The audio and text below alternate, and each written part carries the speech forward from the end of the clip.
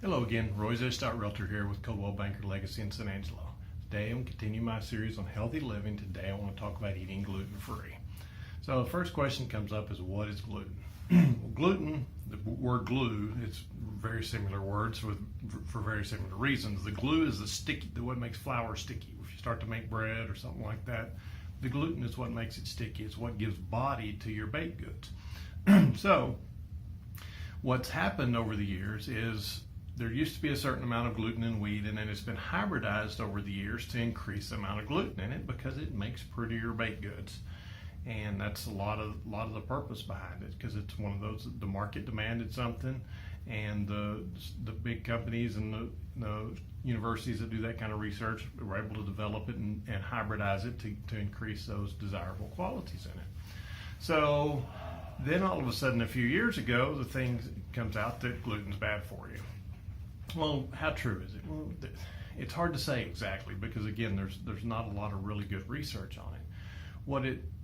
There's multiple things probably going on, and again, it's hard to know the details of everything. First off is we have increased the amount of gluten, and secondly, because of different toxins in the environment and stuff, it appears that more people are sensitive to it. But the people that are really truly require gluten-free, that are really hypersensitive, Crohn's and those type of serious issues that in their digestive system where they cannot have gluten, and if you're one of those, you know it, they have violent reactions to it.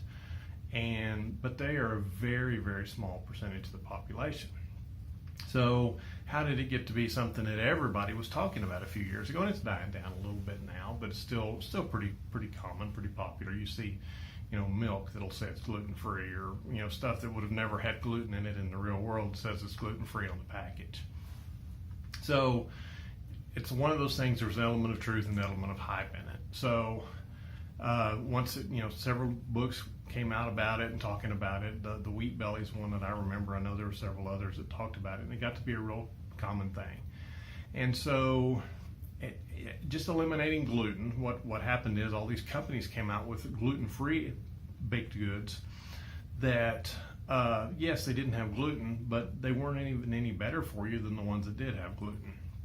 So unless you were one of those small group that was really hypersensitive to gluten, you weren't getting anything healthier. You were getting something, the customers demanded it and they got it, whether it was better for them or not.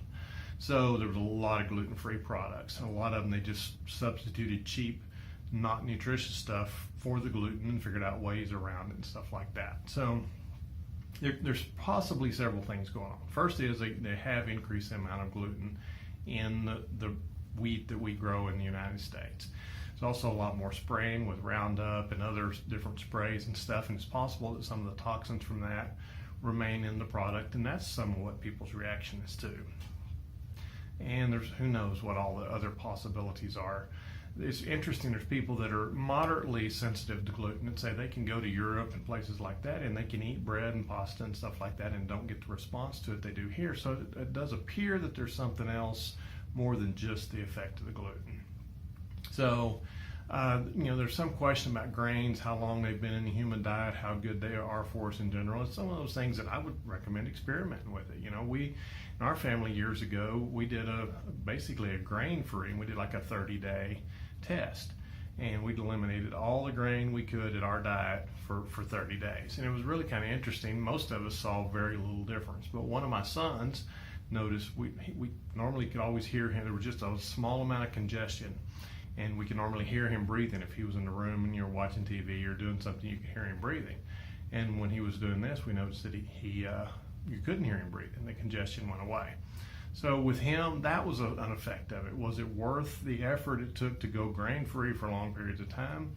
He doesn't at the present time, so he didn't think it was worth it, but it was a noticeable difference, but not a huge difference. So one of those, your mileage may vary. Again, there's enough variables in the way our bodies work that we don't totally understand that sometimes it's hard to tell. So if you tend to have stomach digestive issues on a regular basis, eliminating wheat and or all grains can be a way to help with some of that. It might help you, it might not. If it helps you, it's a great thing. It may be worth making the changes and making the struggles, going through the struggles you have to go through to eat gluten-free and even grain-free in the real world. It is difficult to do, but it's possible. So that's one of those things to look at. It's one of those things to just consider. Again, it's more in the thought process of you understanding the system and taking charge of your health and doing some personal experiments with your body to see what works for you and what doesn't. And usually in a few weeks, you get a pretty good response, a test that you can say, well, yeah, I feel better. This, I talked about that particularly with Whole30 last time, that's one of the big things about the Whole30 is to eliminate all these things that tend to cause problems and then see how much better you feel. And then that's a good motivator to go forward. So gluten-free is kind of like that. It's starting to die down a little bit now. It's not quite as popular as it was, but there's still some good things in it and some things to understand about it and the things to, again, possibly try if you have some of those issues. So any more questions, give me a call, RoyZesch.REALTOR, 325-268-0775. Thank you.